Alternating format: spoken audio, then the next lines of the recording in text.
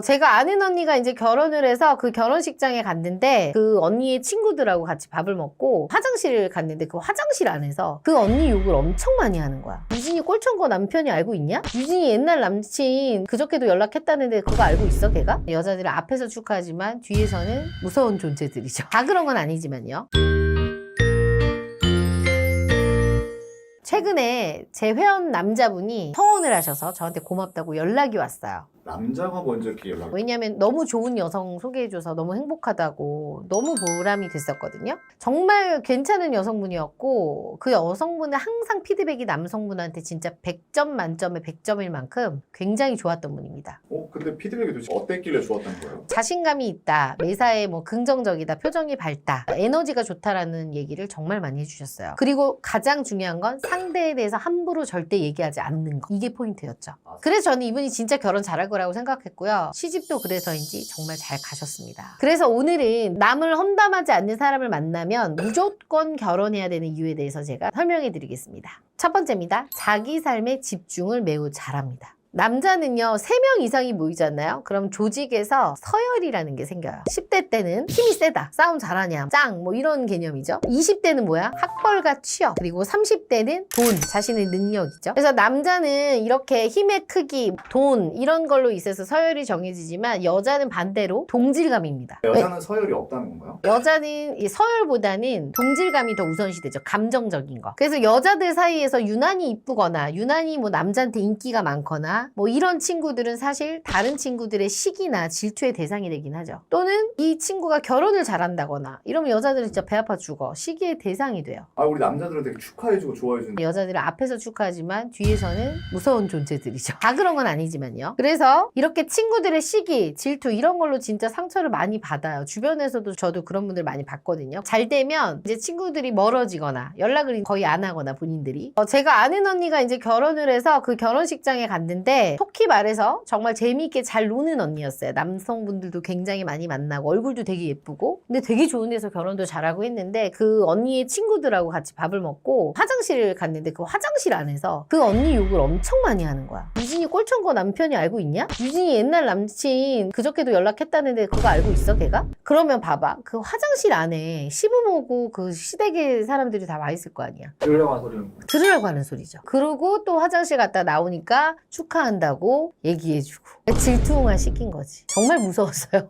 그거를 저는 처음 봤어요. 친구를 험담하는 걸. 그래서 이런 시기나 질투를 이제 직접 눈으로 경험을 하다 보니까 이렇게 조금 똑똑한 여자들은 타인을 깎아내리지 않으려는 습관이 몸에 배는 거지. 그게 보기가 안 좋거든. 솔직히 말해서 본인들의 삶에 열정이 있고 바쁜 사람들은 남의 일에 관심이 없어요. 두 번째입니다. 이런 사람들일수록 내면이 꽉 차 있을 확률이 높습니다. 괜찮은 사람이라고 말하는 기준이 다 다르죠. 얼굴이 예쁜 것도 괜찮을 수도 있고 성격이 착한 것도 괜찮을 수도 있는데 어느 정도 인격적 소양이나 예의나 책임감 등이 있는 거 그런 사람들이 정말 괜찮은 사람이라고 말을 하죠. 그래서 남의 시기와 질투를 받아본 사람일수록 진짜 이러면 안 되겠다. 이건 못할 짓이다. 라는 거를 미리 깨우치기 때문에 이렇게 똑똑한 사람들은 절대 이런 행동을 안 하는 거죠. 내 얼굴에 침 뱉기니까. 근데 이거를 좀 내면이 이렇게 본인이 탄탄하지 않는 사람들은 남을 비하하거나 남을 까내리면서 본인을 높이는 경향들이 있어요. 당한 거하고 무관하게 그냥 남이 잘 되는 게 싫은 거야. 그러니까 그거를 차라리 야 부럽다. 어떻게 하면 너처럼 돼? 라고 표현하면 되는 거를 저 새끼는 뭐가 있는 거야. 얘는 분명히 뭔가 안 좋게 해서 성공했을 거야. 까내리는 거지. 왜 우리도 보면은 댓글들 보면 잘 되는 분들은 어때요? 칭찬해주고. 칭찬해주고 아예 그냥 말 안 해. 근데 안 되는 사람들이 어때요? 불만들이 많죠. 저도 제가 이렇게 스펙 평가 하잖아요. 그럼 난 재미로만 하라고 하는데 그걸 굉장히 재미로 보고 누나 저는 2.3입니다. 죄송합니다. 이런 게 얼마나 귀여워. 근데 그거를 굉장히 막 보면서 저 같은 사람은 죽어야죠. 그러니까 똑같이 얘기를 해도 받아들이는 게 이렇게 다른 거지. 이게 내면의 차이인 거예요? 내면의 차이인 거죠. 그러니까 내면이 꽉 차 있는 사람은 남들이 무슨 말을 하고 시기를 하고 질투를 해도 흔들리지 않아. 근데 이게 내면이 약간 흔들리는 사람, 안정이 안 되는 분들은 어때요? 멘탈이 약하기 때문에 깨지는 거죠. 내면이 탄탄하잖아요. 외부에서 충격이 크더라도 이걸 이겨낼 수 있는 힘이 있기 때문에 배우자가 이렇게 좀 흔들린다고 해서 같이 흔들리는 흔들리는 게 아니라 같이 잡아줄 수 있는 거죠. 이런 사람들이 세 번째, 자존감이 높습니다. 삶은요, 계속해서 비교해요. 어렸을 때부터 엄마가 비교해야 안 해요? 야, 니네 오빠는 그러는데 너는 왜 그래? 니네 언니는 공부 잘하는데 너는 왜 그래? 우리도 비교해, 엄마 아빠를. 엄마는 그런데 아빠는 왜 그래? 그래서 자존감이 높은 사람들은요, 절대 남과 나를 비교해서 내가 거기에 흔들리지 않아요. 대표님도 그러시잖아요. 저는 자존감이 엄청 높은 편이죠. 비교하지 않죠, 그냥. 왜 그러신 거예요? 일단은 자기 객관화죠. 자기 주제 파악을 잘 하고 있는 거죠. 예를 들어 뭘 몰라. 그러면 그거에 대해서 창피하지 않고 뭘 모른다. 이렇게 얘기할 수 있는 자신감인데 대부분 이렇게 자존감이 낮은 사람은 어떻게 생각해? 내가 이걸 모르는 거에 대해서 숨기고 자꾸 이걸 아닌 척하고 하기 때문에 거짓말을 하게 되는 경우잖아요. 그러니까 솔직하지 못해서 그런 걸 수도 있어요. 그리고 자존감이 높은 사람들이 상대방의 장점도 잘 캐치해서 또 칭찬도 잘 해주기 때문에 남의 장점도 잘 봐줘요. 제가 요 근래에 본 자존감이 제일 낮은 사람이 제 지인인데 무슨 말을 하면 못 들어. 그러니까 왜 사회생활을 하면 싫은 소리를 듣잖아. 엄마도 뭐라 그래? 야, 방 치워! 이러면 뭐라 그래? 듣기 싫지만 어때? 알았어. 그냥 그러고 마는데 그런 외부적인 소리에 민감한 사람이 있어요. 그러니까 똑같이 무슨 말을 해도 이거를 못 받아들이고 멘탈이 약한 거지. 작은 비판 하나에 괴로운 거죠. 그래서 제 회원이 남자분이 내가 왜 너 결혼을 결심하게 됐냐 했더니 그 여성분이 했던 말 중에 감동이었던 게 남자분이 키가 좀 작거든요.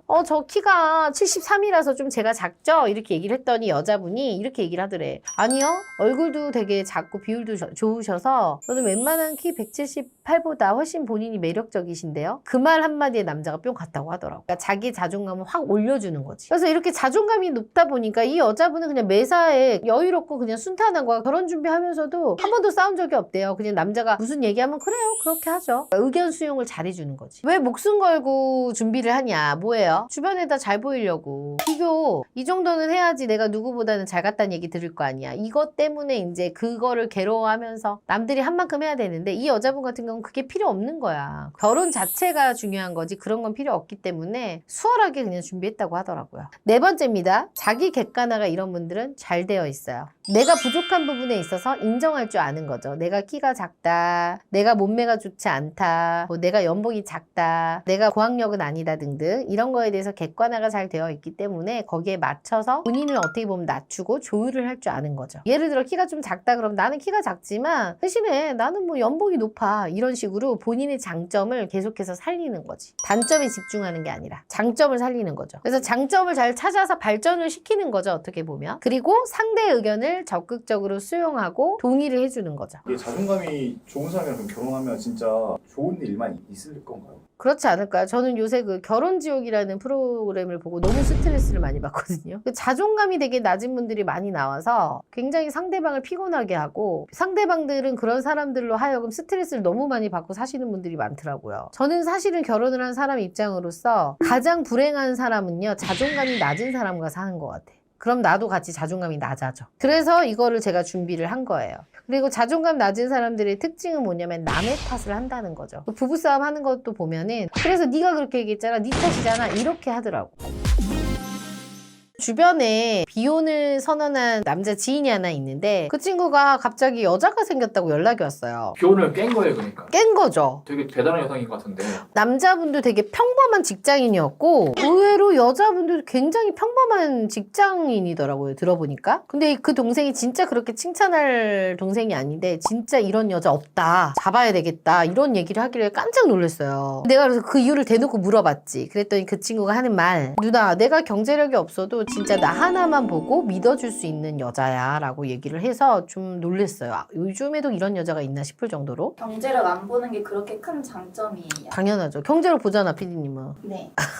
이런 여자는 진짜 퐁퐁남이 되더라도요, 그냥 남자가 모셔가죠. 퐁퐁남 되더라고요. 아, 그럼요. 경제력이 없어도 나를 믿어주는 여자. 이런 여자를 놓치면 안 되는 이유에 대해서 한번 자세하게 설명해 볼게요. 첫 번째입니다. 찐사랑이에요, 이건. 남자의 조건 1순위를 여자들을 뭘 보죠? 경제력을 봐요. 나이가 들수록 더. 남자가 여자의 얼굴을 보듯. 이런 경제력을 안 봤다는 건 그 남자의 비전, 성격, 뭐 외모가 될 수도 있지만 이런 것들을 더 봤다는 거죠. 남자한테 그게 그렇게 큰 거예요? 예를 들어볼게. 봐봐요. 피디님이 만약에 38살에 지금 노처녀야. 근데 어떤 남자가 피디님한테 막 대시를 해요. 좋다고. 근데 이제 그런 이유가 피디님의 인성이나 가치관 이런 거에 반해서 이 남자가 대시를 하는 거예요. 그럼 어떨 것 같아요? 감동받을 것 같아요. 이거는 뭐냐면 남자들은 대부분 여자의 나이에 집착하는데 PD님이 38인데 그런 거를 보지 않고 사람 자체만을 본 거면 이 남자는 PD님을 진짜 사랑하는 거잖아. 찐사랑이지. 그래서 여자가 남자의 경제력을 진짜 안 본다는 거는 그것도 찐사랑인 거예요. 이렇게 반대로 설명해야 여자분들이 좀 이해하기가 쉬우실 것 같아서 반대로 설명을 했어요. 두 번째입니다. 퐁퐁남 트라우마입니다. 저희 댓글 채널이나 SNS 뭐 이렇게 보면은 어때요? 가장 많이 나오는 단어.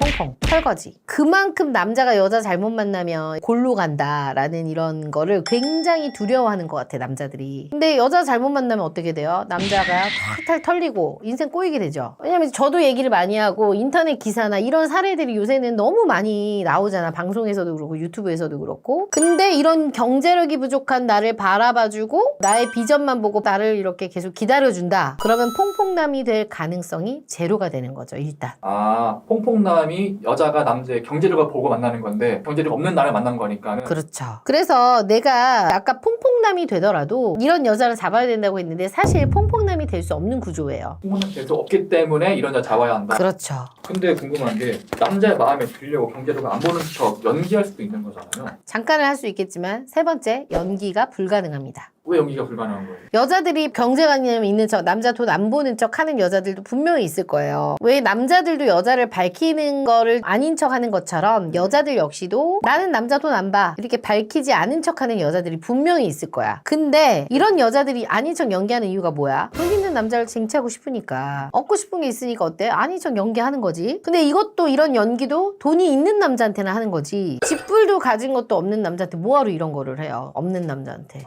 연기를 할 수가 없죠. 그러니까 봐봐요. 예를 들면 남자가 몸매도 예쁘고 얼굴도 이쁜 여자한테 그런 여자여서 끌린 건데 아닌 척, 난 너 얼굴 보고 만나는 거 아니야. 이런 아닌 척은 할 수 있지만 진짜 평범한 여자한테 그런 척 할 수 있어요? 없잖아. 굳이 그런 어필을 할 필요 없고. 필요가 없죠. 그래서 그런 것처럼 애초에 돈 없는 남자한테 연기할 필요가 없는 거죠. 연기가 불가능하다는 건 연기가 필요 없기 때문이에요. 네 번째, 경제적 부담감 감소입니다. 이게 사실 가장 큰 이유예요. 남자가 요즘 결혼 안 하는 이유가 뭐야? 첫 번째가 경제적 부담. 실제로 이게 설문조사를 봤는데 남자 82.5%가 이 경제적 부담 때문에 결혼을 안 한대요. 근데 반대로 여자도 그런 경제 부담감을 느끼고 있지 않아요? 근데 여자가 결혼 안 하는 이유는 뭔 줄 알아요? 첫 번째 1위가 적당한 상대를 못 만나서였어. 물론 여자도 경제적 부담감을 느끼고 있겠지만 남자들이 훨씬 더 결혼을 할 때는 경제적 부담감을 더 많이 갖는다는 거죠. 그래서 실제 평균 비용도 이렇게 조사 자료를 봤더니 남자가 훨씬 더 높은 게 남자가 3억 2,736만 원이며 여자는 2억